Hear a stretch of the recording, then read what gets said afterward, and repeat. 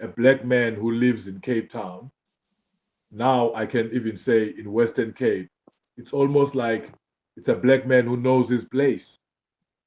It's not a black man who's stirring a lot of trouble uh, for the whites, as it were, because you find the guys that come from Joburg when they arrive in Cape Town for their holidays, they can't believe the respect that is given to a white man in Cape Town. It upsets them. It makes them, I'm in the service industry, restaurants. It upsets them when you don't go to serve them before a white man, even if you didn't notice or anything. So Cape Exit for me, it's almost like something that's already there in any case. It's not like it's going to be this new thing where South Africa had two countries. These two countries existed in this same country for a long time. And to say Cape Exit now, it's only to affirm and formalize something that has already been in the hearts anyway. So just You know, explain that to me. but You're saying that when black people come from Joburg to Cape Town, yeah, and then they come to the restaurant and you're serving, they then um, you're saying what happens is the white people get served first. no, no, no. There is the conversation about you went to them because they are white comes up a lot when there are people who are almost resisting that idea of a white man being first. And I'm saying this Western Cape being a place that I consider white.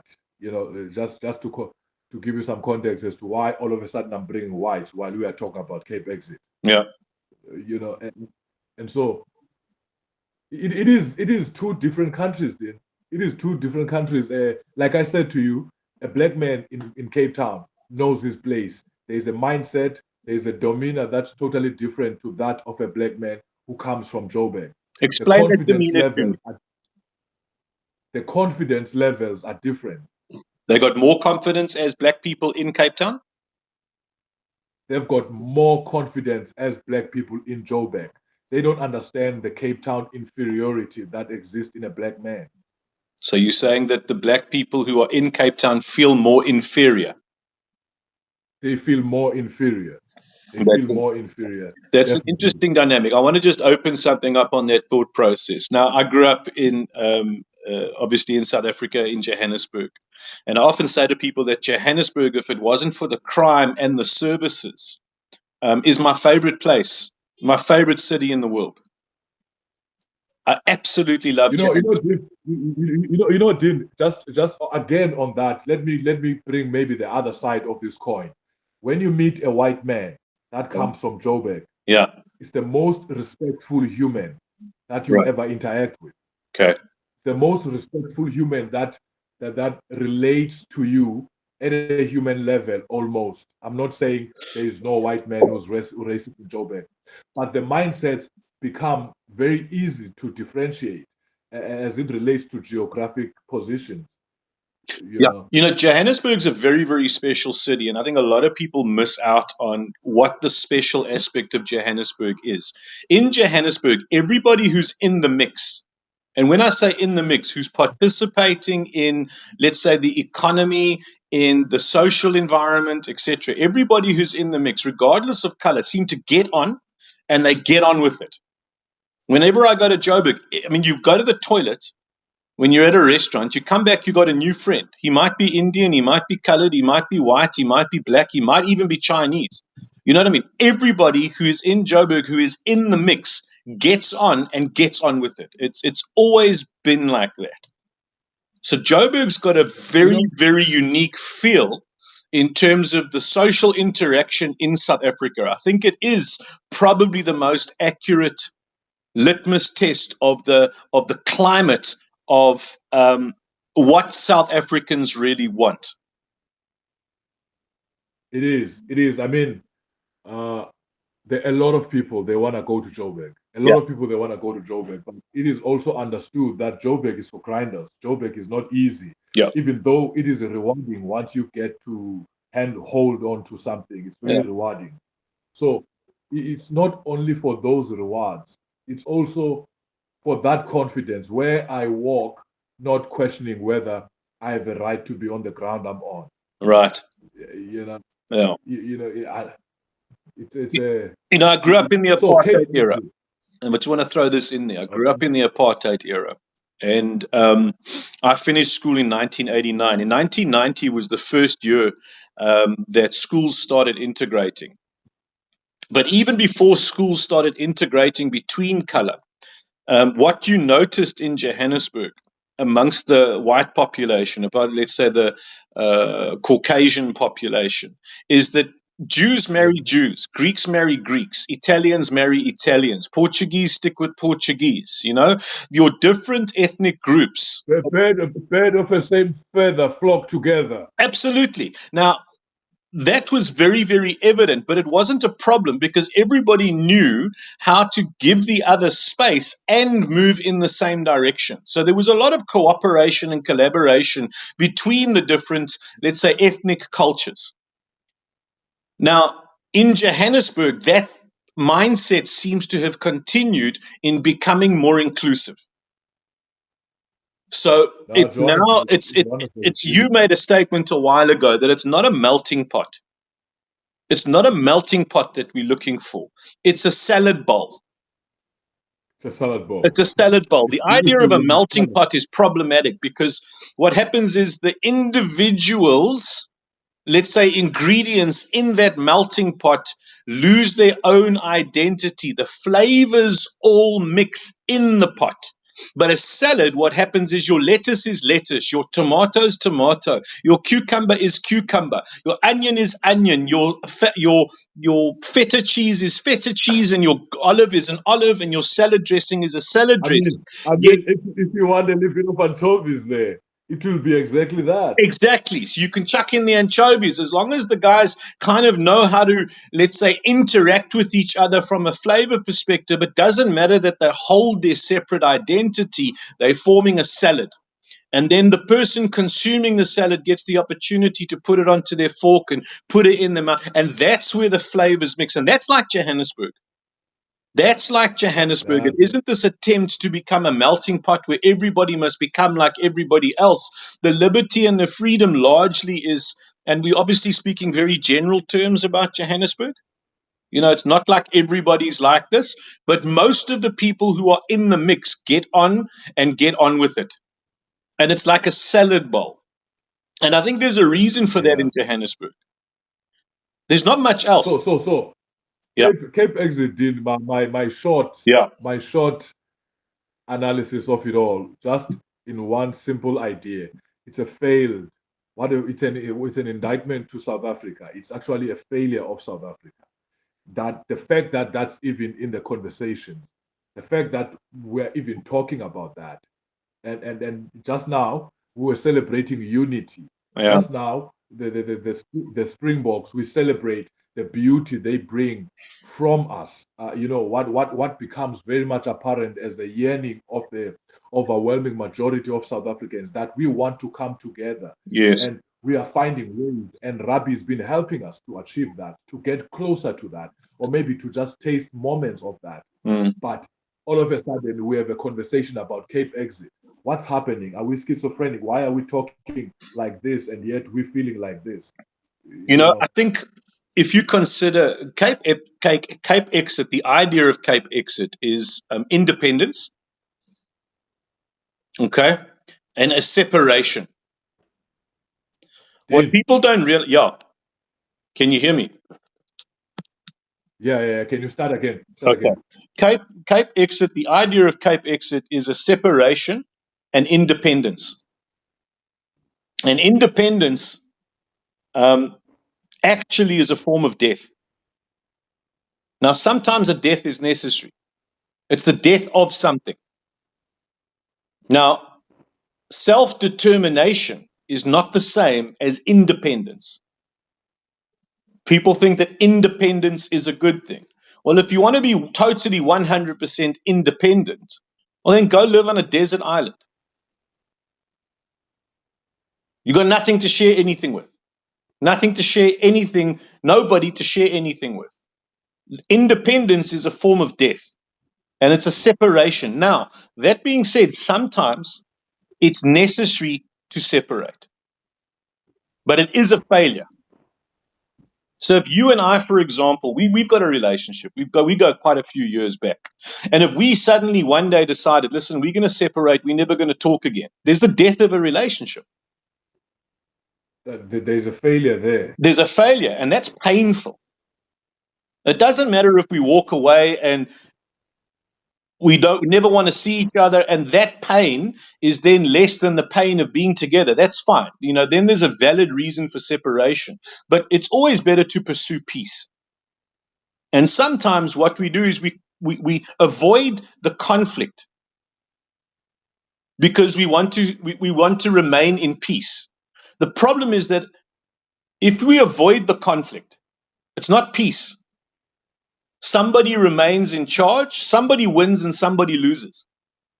And that's control. That's not peace. There's a saying, it's better to fall out so that you can fall in, than to fall in only to fall out later. So Cape, I understand the reason why people want this divorce.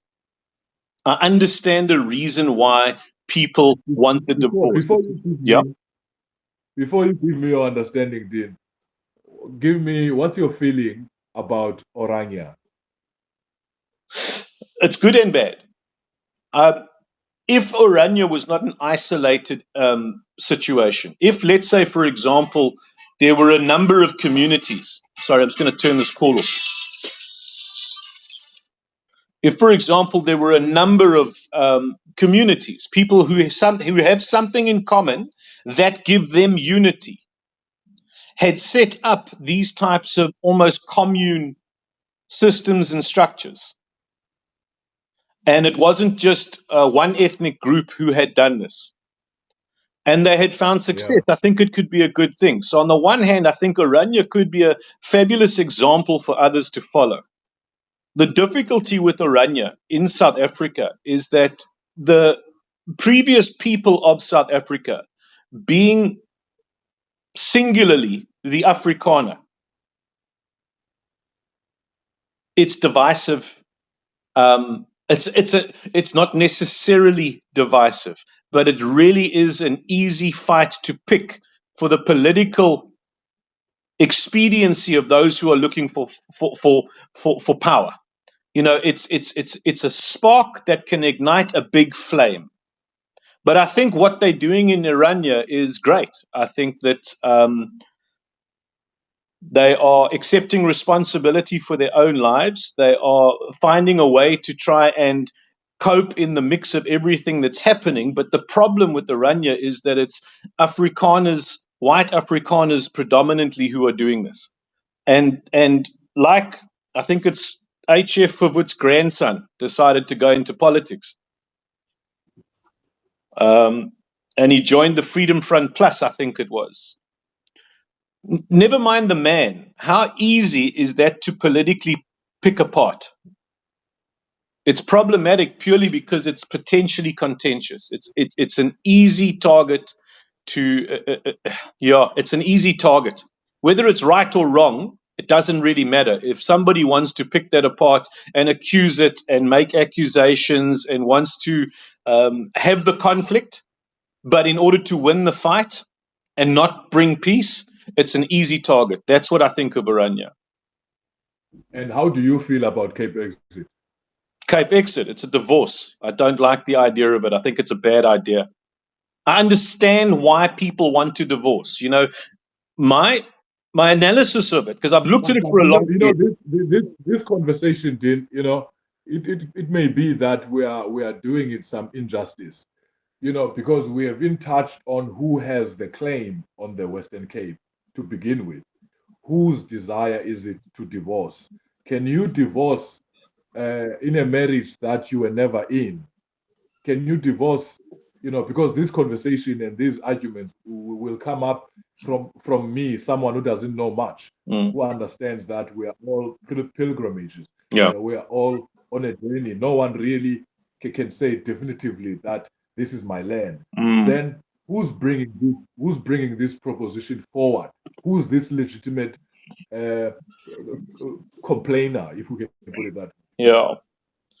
Look, I think in some ways that's a secondary issue. In some ways, that's a secondary issue. You know, you got people who live on the land have a say in what happens in that land. Now, at the moment, the land is South Africa, and the Cape is part of South Africa. Now we have a region in South Africa, and apparently the law does provide that within a region in South Africa, a boundaried region, which the Cape is, they do have the right through referendum to ask that they be separated from the rest of the country. That's apparently in the Constitution. That is the legal basis for the whole idea of Capexit. So, who has the right is the people who live in the Cape. And how that works is, yeah, I'm listening. You were going to interject? Oh, no. I was gonna say, do you accept that? I just want you to explain it, all of it at once as you are explaining. Do you agree to maybe a notion that the Western Cape predominantly is occupied by white people, and so this would stand to reason that it's white people that are No, off this it's agenda? not. It's not dominated by white people. I think it's roughly a one third, one third, one third. So if we go what those 3/3 are made up of, you've got about one third of Caucasian, lightest, pink skinned people like myself. Then you've got about No, no, one third. I'm talking about those who are really dominant, those who actually can suggest this. I'm not talking about the people who live here. I'm talking about those who have interest in this province working.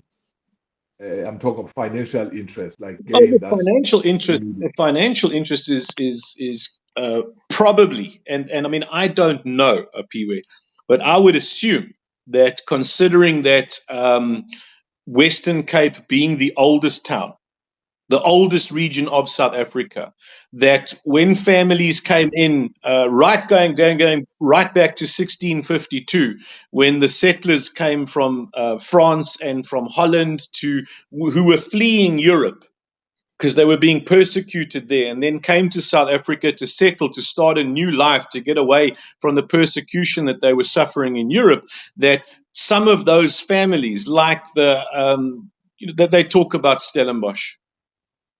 You know, there's talk about Stellenbosch and the big families who live in Stellenbosch. They're very, very wealthy. Yeah. And as far as I'm aware, they are predominantly of the European extraction from the Hollands and from the French who came to South Africa to set up And their then, then lives you here. have So the, yes, and then I you would have say the from a Jews. financial perspective.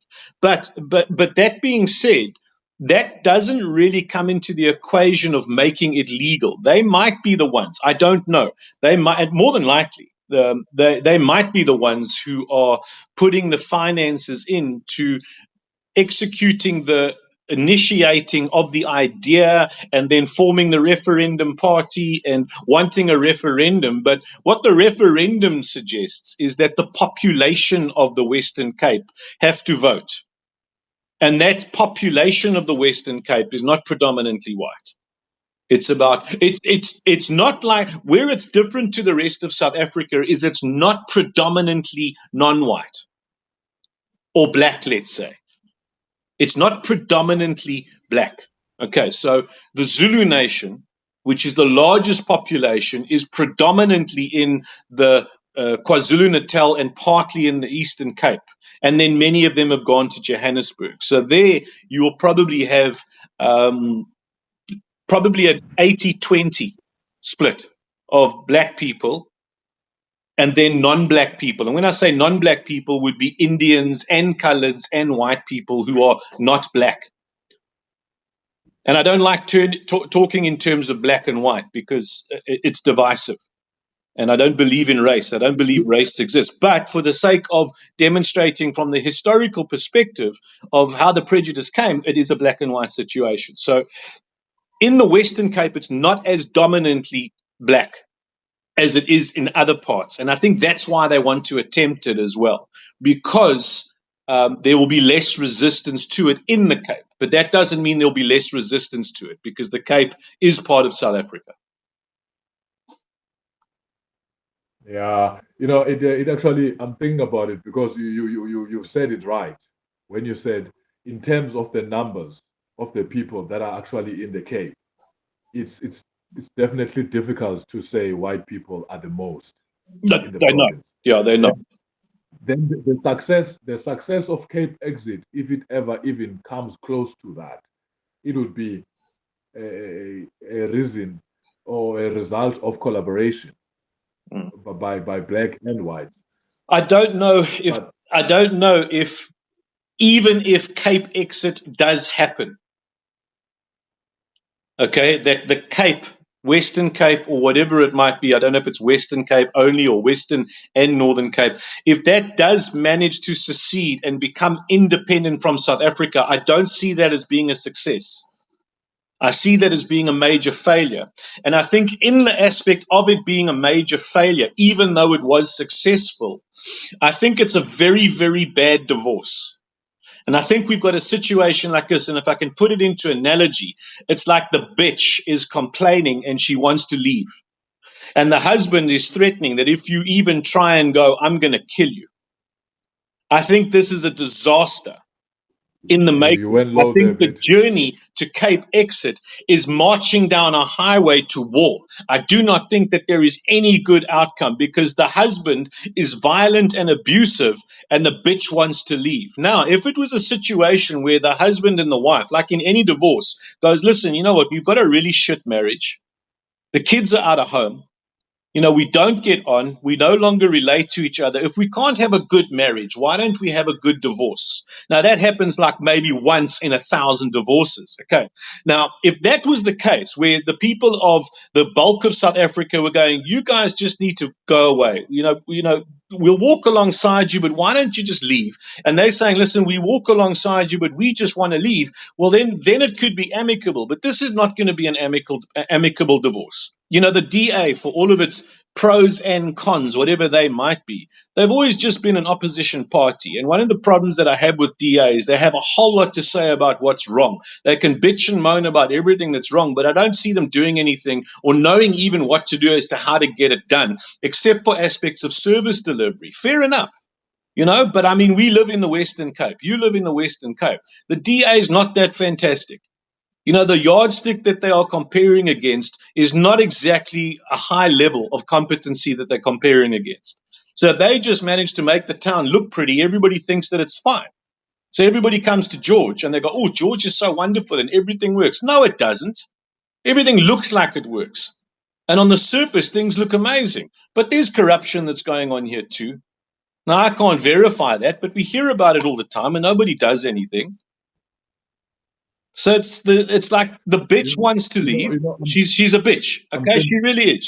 She's a moaning little bitch. She just wants to leave. She's just unhappy, unsatisfied. Everything's the husband's fault, and she just wants to leave. And the husband's abusive and violent, and it is. It's happening. It's threatening. This is my analogy of what's happening with Cape Exit. Is he's saying, if you try and leave, I'm going to kill you. It's a road, it's a pathway to war. It's always better to pursue peace. And the people who suffer the most in any divorce is the children. And in this incident, the population, the general masses of people, are the ones who are going to suffer the most. I don't think they give a damn about the people of South Africa, even in the Cape. I think they give a damn about themselves, if anything at all, and they know that this is a pathway to hell. This is going to hell in the handbasket of their own weaving. Dean, Cape Town is so volatile. Like I consider Cape Town to be the headquarters of Western Cape, Yeah. and so you look at what's happening, the war between the traffics and the taxi drivers, and a segment of taxi drivers. Not all the taxi ranks in Cape Town are harassed as the taxi ranks that actually transport black people. If you look at the strikes, who initiate strikes, look at those organizations. You look at the amount of taxis that are being impounded on the roads. I I don't understand, but you know that there is a situation that's almost like Go George and the Texas down there in John. So there is this my city wanting to get into places. So there is this push, this resistance, and also you go into, a friend of mine, Raj. He's busy writing a book now. He's been in the restaurant industry for about 40 years. He's an Indian. He's writing a book now. He says the Beyond the White Napkin. That's what this book is called, Beyond the Beyond the White white Napkin. napkin. Okay. Beyond the white napkin, yes. And so, considering that I'm looking at the beauty of Cape Town. I'm looking at its decoration. What looks good on the surface. You look at that, like those police being visible on the road harassing those taxi drivers. It's viewed as a good thing by the white population of Cape Town because keep these hooligans in line, I would think. And then you have a situation in the restaurant industry where you don't know who really regulates the body, who protects the staff, who protects these waiters, these kitchen staff. And these are black people who are working in these positions mostly.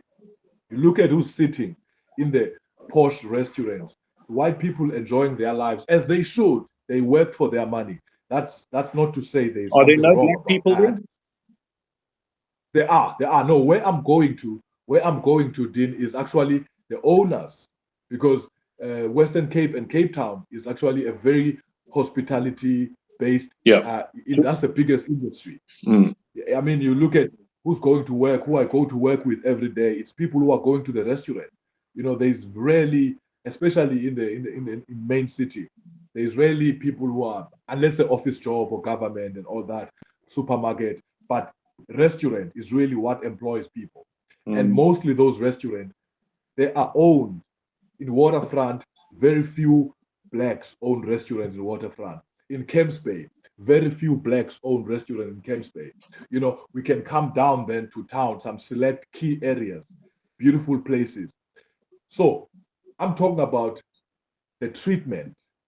I know who I am because I know how disposable and how meaningless I am in the eyes of my employer and all that. So that dynamic, those conversations I had to and fro, going to work, coming back, and all that. And they always threaten employers with Julius Malema. Mm. All of He's these people, weaponized. they always threaten. Yes, They don't even necessarily Julius like him, Malema. but they can weaponize the fact that at least someone can cause trouble. I think that's the greatest tragedy of Julius Malema and the EFF. It's not that he says what he says and does what he does. The greatest tragedy of them is that there are so many people in South Africa who are suffering and not being listened to. That they are prepared to listen to him, and that's a massive tragedy. That's like Hitler in Germany. That's literally like Hitler in Germany. It's like the people were so downtrodden after the First World War in Germany and having to pay reparations to the rest of Europe that when a psycho like Hitler came along, the people were so miserable that at least someone was speaking for them. And that's the greatest tragedy with Julius Malema because he will, without a doubt, in my mind, he's like Sun Tzu. You quoted it to me the one time that the caliber of a leader can be judged by his ability to be able to destroy absolutely everything and want to be prepared to rule over the ashes. That's Julius Malema, in my view. I do not see a single thing that indicates otherwise. He doesn't care about the people of South Africa at all. His ignorance or his willing ignorance to the path that he's on is so undeniably diabolical that the tragedy is that people will listen to him. It's shocking. I can see exactly how you feel about it. I'm terrified for the people. You know what the cure is for a communist? You know what the cure is for a communist? Give them communism. What's security? Give them communism. Within 10 years, everybody's either dead or murdering everybody else. That's the outcome. That's it. And they'll learn their lesson, but they'll either be dead or they'll be murderous bastards. That is the only outcome communism has ever manifest.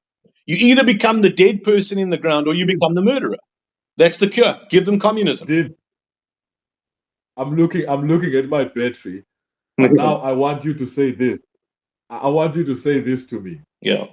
We've really looked at this, maybe not enough, and we see these both sides. I mean, I mentioned how Joburg feels in Cape Town, and how Cape Town struggles in Joburg.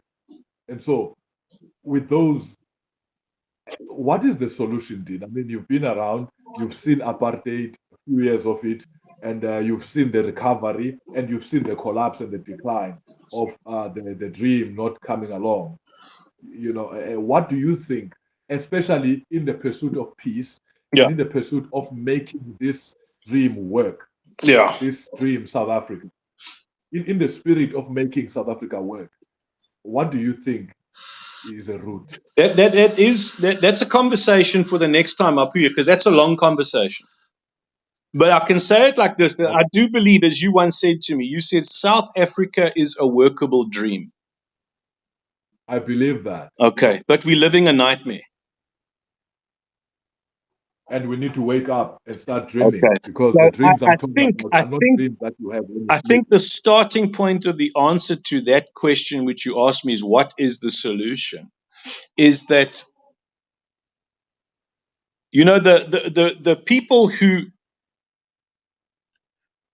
the people who don't need the government turn a blind eye to the corruption because they don't need the government. It's like, I'll get on with my own life. So those who have got stuff turn a blind eye because they don't need the government. Those who don't have stuff, the poor people, turn a blind eye to the corruption because they do need a government. So everybody in South Africa is turning a blind eye to the corruption. I think the starting point is that we need to stop turning a blind eye to the failures of what's happening in the country. And then I think the second aspect is we need to stop blaming everybody and everything else for the problems. So some people will blame the ANC. Now, maybe most of it or much of it is the ANC's doing. But if we blame the ANC, we hand our power over to whoever. I don't even think the ANC has our power, but we lose our power as soon as we blame them because it means that there's nothing we can do. And then other people want to blame apartheid, and apartheid's even gone, it's a ghost. The rules and the laws of apartheid are gone. And some people blame the ANC and therefore are powerless. Other people blame apartheid and therefore are powerless. Now, both of those things have contributed to where we are today. But we, as the population, have turned a blind eye and allowed everything to carry on for so long. And now we want to blame it on somebody else. And it means we're powerless. I think we need to stop blaming and we need to start saying, well, what can we do? Because once we start asking that question, I believe that it is a workable dream. And where there's a will, there's a way. Unless we're asking that question, we're not even demonstrating the will to fix it. So you're saying ANC contributed, apartheid contributed to where we are, and DA yet here we contributed. are. The EFF contributed. Everybody's contributed. But how do we blame everybody No, no, else? no. Yeah? When I say the ANC, I'm talking about the ruling party in the democratic government of South Africa.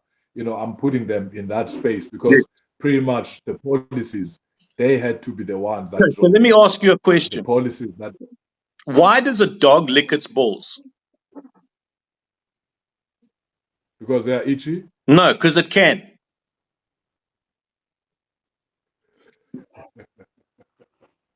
If it can, it will do it. So why does the current regime do what it's doing? Well, because it can. There's no consequences. There's no accountability. There is no accountability. And where is accountability supposed to come from? From the people. But they don't come from the people. The accountability is not coming from the people because we blaming the ANC or we blaming apartheid or we blaming something else. We to blame. It's our fault. You and me. We to blame for the state of this country because we've let them do whatever the hell they want. When we realize that, we can start working out ways to actually hold them to account. We don't need to fight. I don't care who runs the country. I don't care who runs the Did country. did Let me say this last thing. ANC is the party of the people. ANC is the best political party to run this country. They are the party of the people. The problem is that we, the people, haven't rocked up at the party.